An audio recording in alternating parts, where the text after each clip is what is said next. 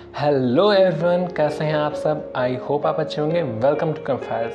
और आज के इस शानदार लेक्चर में हम बात करने वाले हैं पीरियोडिक टेबल की। पीरियोडिक टेबल के बारे में हमने बेसिक इन्फॉर्मेशन और बेसिक महान साइंटिस्ट के बारे में ज़रूर पढ़ा। दिमित्री में आयनिक मेंडलीव के बारे में, जो एक रशियन रूसी मूल के वैज्ञानिक थे जिन्होंने पीरियोडिक टेबल की खोज करके एक केमिस्ट्री को एक आधार दिया। और आज हम इसकी फाइनली शुरुआत करने वाले हैं पीरियोडिक टेबल की। तो जैसा कि हम जानते हैं कि ढेर सारे एलिमेंट, लगभग 68 एलिमेंट उस टाइम पे खोजे जा चुके थे, लेकिन उनका कोई अरेंजमेंट नहीं था, किसी आगे रखे किसी पीछे। इससे आप एक उदाहरण से ऐसे समझ सकते हैं कि मान लीजिए अगर आपको अपने किचन में कोई खाना या चाय बनानी हो, मान लीजिए सपोज, तो अगर जो किसी संभालता यानी आपकी माता जी अगर किचन में उपस्थित ना हो और आप चाय बनाने पहुँचे, तो आपको सामान ढूंढने में दिक्कत तो परेशानियों का सामना करना पड़ेगा। पहले आप खोजेंगे चीनी कहाँ है, फिर वो खोजेंगे दूध कहाँ है, पानी कहाँ है, अदरक कहाँ है, चाय पत्ती कहाँ है और बाकी सब मटेरियल। लेकिन अगर चीज़ें अनअरेंज हो तो तब आपको और ज़्यादा दिक्कतों का सामना करना पड़ेगा। ठीक ऐसे ही शायद आप तब तबाही मचा डालें किचन में। खैर ऐसे ही जिस प्रकार आपने चाय बनाने के लिए अलग अलग प्रकार की सामग्रियों को खोजबीन शुरू कर दी जो कि अरेंज ही नहीं थे, और अगर अरेंज होते तो आप उसे और बढ़िया तरीके से बना सकते थे कम समय में। इसी तरह बाकी एलिमेंट्स को अरेंज न होने के कारण उनके कार्यों में और बाकी बहुत समय की समस्याओं का सामना करना पड़ता था। तो वैज्ञानिकों ने 18वीं शताब्दी से ही शुरू की इन सबको एक ग्रुप में लाने की, और सबसे पहला प्रयास किया डॉब्रेनियर ने, डॉब्रेनियर्स लॉ ऑफ ट्रायड्स। आइए पढ़ते हैं डॉब्रेनियर्स लॉ ऑफ ट्रायड्स के बारे में, जानते हैं क्या कहा डॉब्रेनियर ने। डॉब्रेनियर ने कहा,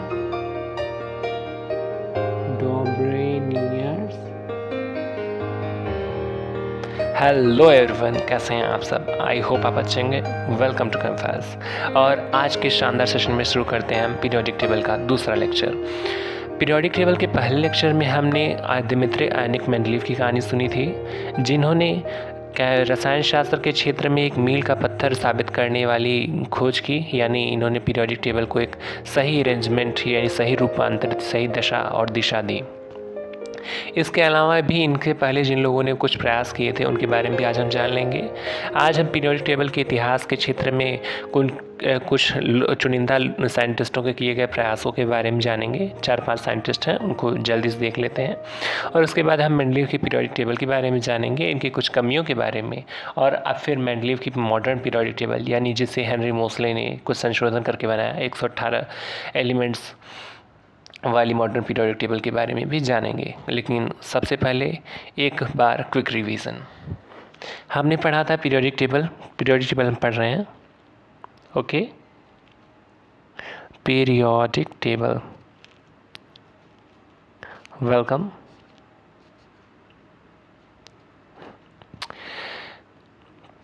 तो हमने पढ़ा था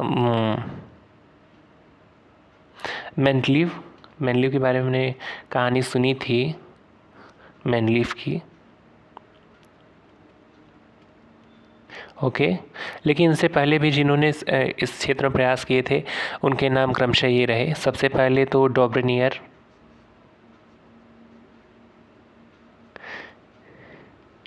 इनका लॉ ऑफ ट्रायड्स है।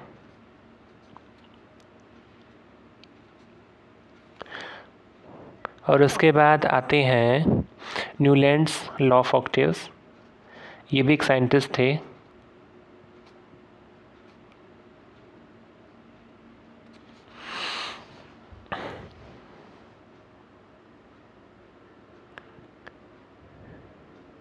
ओके, तीसरे नंबर पे है मेंडलीव का ओरिजिनल पीरियोडिक टेबल, यानी जिसकी खोज मेंडलीव ने की थी, मेंडलीव ओरिजिनल पीरियोडिक टेबल। और चौथे नंबर पे है Mendeleev modern periodic table. Okay, थोड़ी कंजूसी कर ली गई।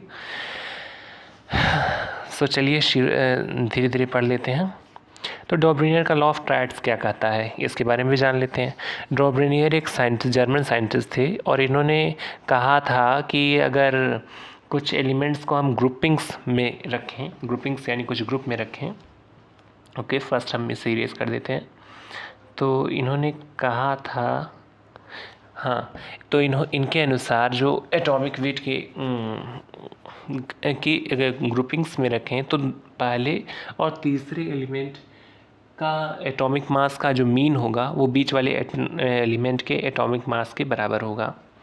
फॉर एग्ज़ाम्पल, पहले हम इसे लिख लेते हैं इसके बारे में। उन्होंने क्या कहा था कि ईच ग्रुप, हर ग्रुप में, सबसे पहले ग्रुप और कॉलम के बारे में जान लेते हैं।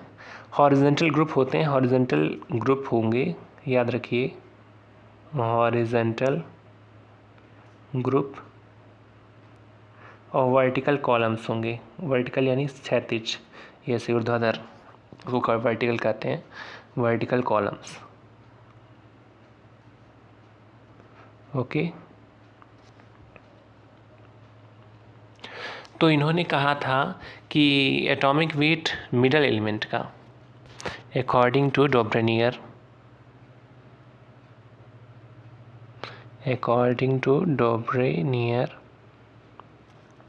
atomic weight of the middle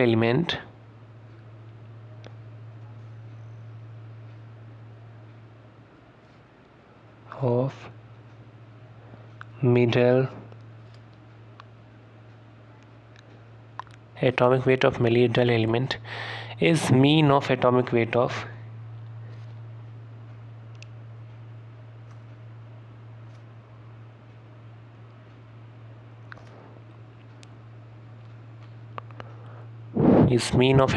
of first and third element.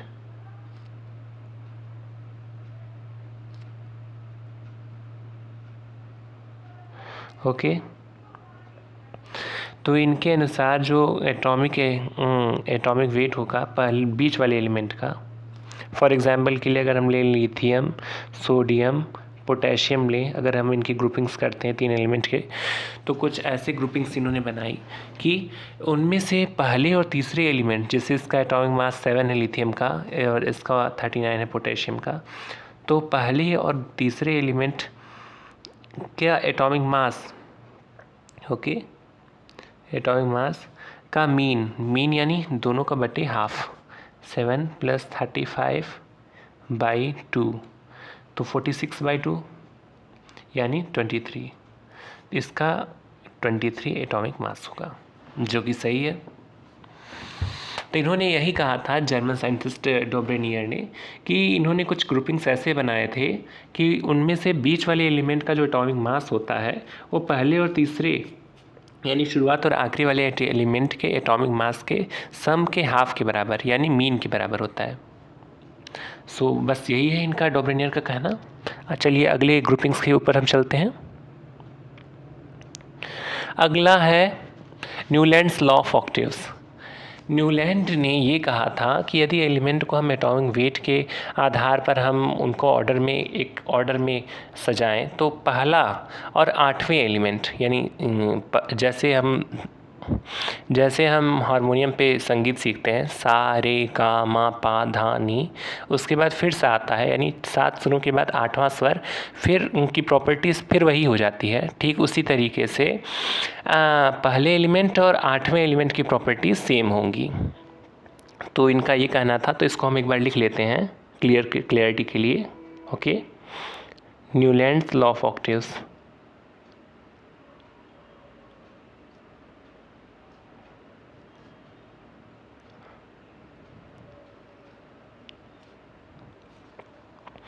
According to Newland, if elements are arranged in increasing order of atomic weight, if elements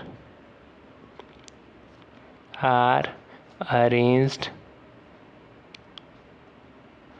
in increasing order of atomic weight. Okay. Eighth element will resemble the properties of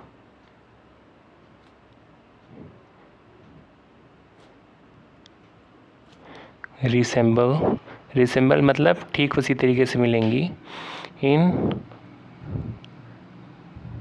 properties of first element, यानी पहले और आखिरी element की properties same रहेंगी।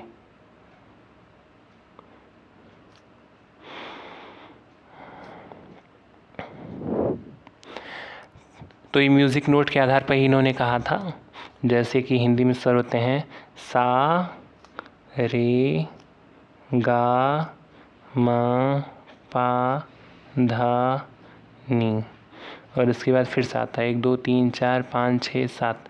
तो पहला note ठीक, दूसरा, तीसरा, चौथा, पाँचवा, छठवां, सातवां, और इसके बाद फिर हम शुरू पे फिर से फर्स्ट पे आ जाते हैं सा। ठीक, तो पहले वाले एलिमेंट की प्रॉपर्टीज़ और आठवें वाले एलिमेंट की प्रॉपर्टीज़, यानी इसके बाद घूम के हम फिर यहीं आएंगे, आठवें वाले एलिमेंट की प्रॉपर्टीज़ सेम होती हैं। तो यही इनकी थ्योरी थी न्यूलैंड की। ओके, इसके अनुसार इन्होंने ग्रुपिंग्स बनाई, hydrogen, lithium, beryllium, boron, carbon, nitrogen, oxygen, उसके बाद फ्लोरीन। तो हाइड्रोजन और फ्लोरीन के एलिमेंट की प्रॉपर्टी सेम इन्होंने बताई थी, और इसी के आधार पे इन्होंने ग्रुप किया था।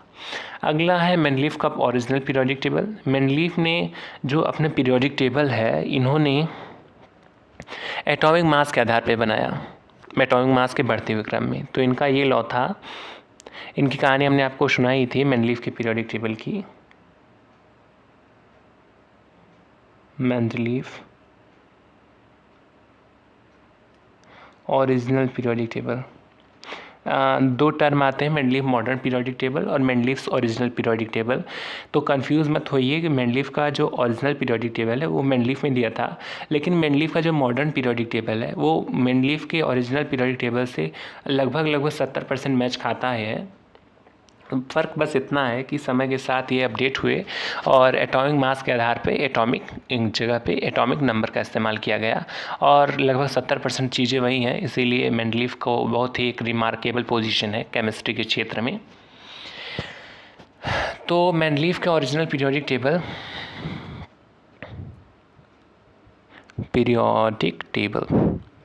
तो मेंडलीफ ने ये बताया था, इनके अनुसार फिज़िकल और केमिकल प्रॉपर्टीज़ होती हैं एलिमेंट्स की, वो डिपेंड करती हैं physical and chemical properties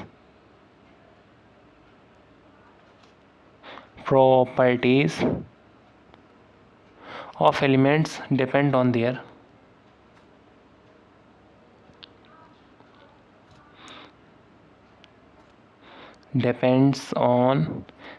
atomic weight. Okay, यानी किसी भी एलिमेंट की जो फिज़िकल और केमिकल प्रॉपर्टीज़ होती हैं वो उसके एटॉमिक वेट के ऊपर डिपेंड करती हैं। मतलब जैसे जैसे एटॉमिक वेट में चेंज आता जाएगा वैसे वैसे उनकी फिज़िकल और केमिकल प्रॉपर्टीज़ भी चेंज होती जाएंगी। यही मेंडलीफ का मॉडर्न पीरियोडिक टेबल का ओरिजिनल पीरियोडिक टेबल का लॉ है। और जो कुछ समय के बाद, यानी कुछ दूरी पर, जब एलिमेंट और एक एलिमेंट दूसरे एलिमेंट में प्रॉपर्टीज़ में रिसेंबल, मतलब कुछ सेम दिखाई देने लगता है, दोनों को प्रॉपर्टी में कुछ फ़र्क नहीं नज़र आता, अधिकतर सिमिलैरिटीज़ नज़र आती है, तो इसको हम क्या कहते हैं, पीरियोडिसिटी। अब इनकी मॉडर्न पीरियोडिक टेबल की क्या खासियत है इसके बारे में भी हम बात कर लेते हैं। तो मेंडलीफ की मॉडर्न पीरियोडिक टेबल में 8 वर्टिकल कॉलम है। हॉरिजॉन्टल रो और वर्टिकल कॉलम के बारे में बताया था। जो हॉरिजॉन्टल लाइन होती है, इसको ऐसे अगर ग्रुपिंग्स हैं, लेट्स सपोज ये पीरियोडिक टेबल है, ओके, तो इसको हम कहेंगे हॉरिजॉन्टल रो, इसको रो कहेंगे और इसको कॉलम कहेंगे। ओके, इसको आप कैसे ऐसे याद रख सकते हैं, हॉरिजॉन्टल रो, हॉरिजॉन्टल मतलब क्षैतिज यानी अर्थ के पैरेलल, तो धरती ऐसी होती है, धरती के पैरेलल हॉरिजॉन्टल कहेंगे, और वर्टिकल यानी ऊर्ध्वाधर यानी सीधा खंभे की तरह, कॉलम, इसको ऐसे याद रखिए। तो इसकी प्रॉपर्टीज़ ये है,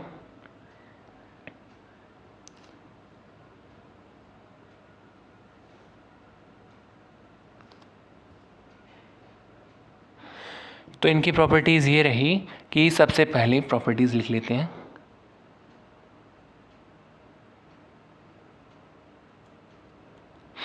तो पहली प्रॉपर्टीज़ ये लिख लेते हैं कि इसे 8 वर्टिकल कॉलम और 12 हॉरिजॉन्टल रो में बांटा गया है। This periodic table is divided into 8 vertical columns and 12 horizontal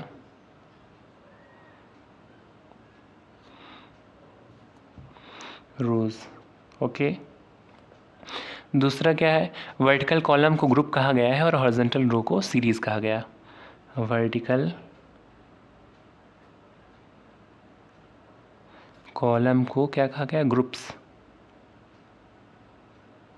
और हॉरिजॉन्टल रो को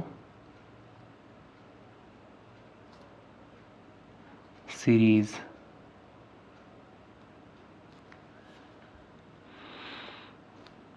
तीसरी प्रॉपर्टी क्या है, हर सीरीज में एलिमेंट को इंक्रीजिंग ऑर्डर एटॉमिक वेट के बढ़ते हुए क्रम में रखा गया है। Element are arranged in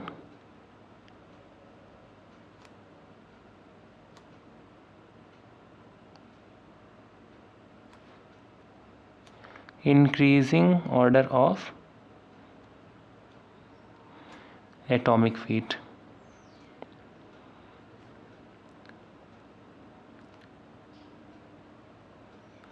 okay, तो ये कुछ प्रॉपर्टीज़ रही इनकी। और क्या है, अब कुछ और प्रॉपर्टीज़ अगर हों तो लिख लेते हैं। हाँ, तो और कुछ 1-2 प्रॉपर्टीज़ और हैं। Properties of element of each group और सिमिलर, मतलब हर एक ग्रुप की जो एलिमेंट उनके प्रॉपर्टीज सिमिलर होती हैं। ग्रुप्स के बारे में हमने ये कहा था।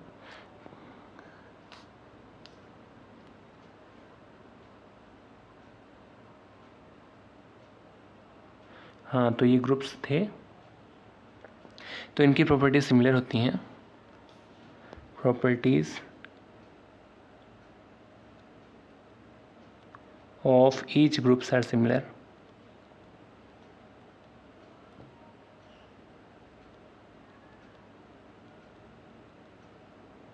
ओके, और अगर हम लेफ़्ट से राइट की ओर चलें तो प्रॉपर्टी चेंज होते हैं। लेफ़्ट से राइट चलें चाहे अप से डाउन चलें, अगर हम लेफ़्ट से राइट की ओर चलें चाहे अप से डाउन की ओर चलें, प्रॉपर्टीज़ चेंज होती हैं।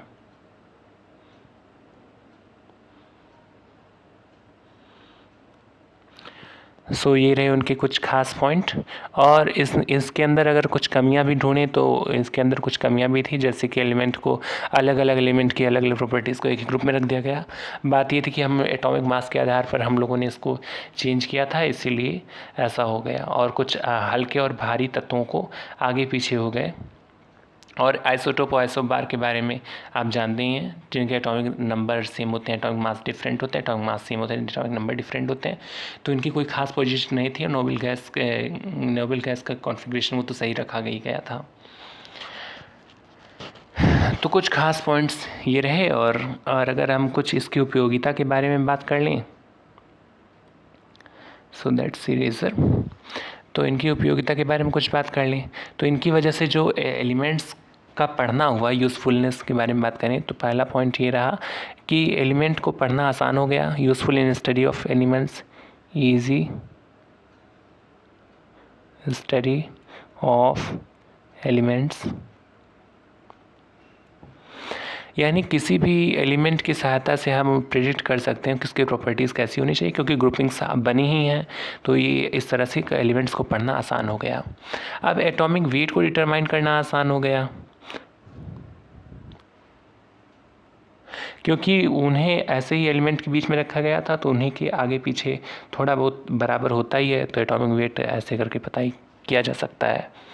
और इन्होंने नए एलिमेंट की डिस्कवरी के लिए जगह छोड़ दी थी, तो useful in the discovery of new element, और उनकी प्रॉपर्टी को बता करके, क्योंकि वहाँ जगह छोड़ी गई थी तो उन्हें ऐसी ग्रुपिंग्स में रखा गया था, तो उससे प्रोडक्टिव प्रॉपर्टी को हम प्रिडिक्ट कर सकते हैं जो नए एलिमेंट्स आने वाले हैं, तो उसी हिसाब से खोजा भी जा सकता था। तो ये भी एक पॉइंट है, useful in the discovery of new elements. So that's all for today. Thank you and have a good day. Hello everyone, कैसे हैं आप सब। आई होप आप अच्छे होंगे। Welcome to campus. और आज के शानदार सेशन में ये लेक्चर 3 है और हमने पिछले लेक्चर में पढ़ा था, सेकंड लेक्चर में, लास्ट लेक्चर या कहें लास्ट लेक्चर में, तो हमने यूज़फुलनेस पढ़ रहे थे कि उसकी क्या उपयोगिता थी मेंडलीफ पीरियोडिक टेबल की।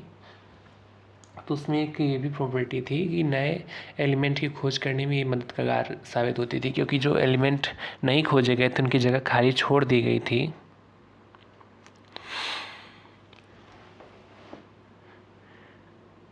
ताकि और उनकी प्रॉपर्टी के बारे में प्रिडिक्शन कर दी गई थी, जिसकी सहायता से उन्हें आसानी से खोजा जा सके। आइए हम आगे बढ़ते हैं। अब इसकी कमियां क्या होंगी उसके बारे में बात कर लेते हैं। Placing of element of the different properties in the one group. अलग अलग प्रकार की जो प्रॉपर्टीज़ थी एलिमेंट्स की, उन्हें एक ही ग्रुप में रख दिया गया था। जैसे कि हम देख लें, एल्कली मेटल्स और कॉइनेज मेटल्स को एक ही ग्रुप में रख दिया गया था, जबकि वास्तव में उनकी प्रॉपर्टीज़ में काफ़ी ज़्यादा डिफरेंस है। कॉइनेज मेटल जो हैं उनसे कॉइन्स बनाए जाते हैं। वो मेटल्स काफ़ी ज़्यादा इस्तेमाल किए जाते हैं कॉइन बनाने के लिए, और भी काफ़ी ख़ास उसमें दोनों में बहुत सारे चेंजेस हैं, लेकिन फिर भी उन दोनों को एक ही जगह रख दिया गया कॉन्ट्राडिक्टिंग प्रॉपर्टीज़ होने के बाद भी। दूसरी कमी ये थी कि अलग अलग प्रकार के जो प्रॉपर्टीज़ वाले एलिमेंट थे उनको एक ही ग्रुप में रख दिया गया था।